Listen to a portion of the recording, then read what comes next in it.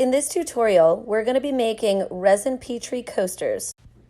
I will show you how to do the burst effect and make wormholes inside of your colorful Petris.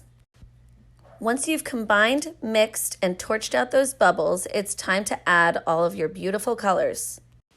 When creating both the burst and the wormhole effect, you're going to want to leave a little bit of the clear resin left over in your mixing cup for later. Now, when adding the color, the most crucial part of this step is to add 1 drop of white sinking ink behind each drop of color.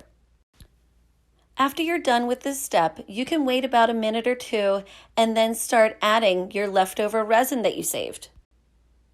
Just freely drizzle it all over the top. Now for the next coaster, you can basically set up just the way you did for your last coaster. When adding your color, you really don't need to be too methodical about it. Whenever I've gone into a project having a specific idea of what I want it to look like, it never comes out that way. Resin is just wild like that.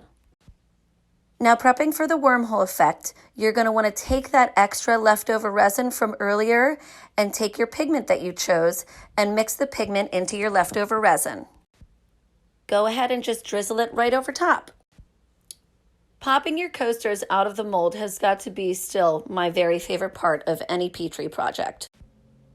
Finishing them off with the top coat always makes them look so much more vibrant and have a lot more depth. And there you have it, the burst and wormhole effect. Don't forget to scroll down and click on the link for a detailed guide in our description.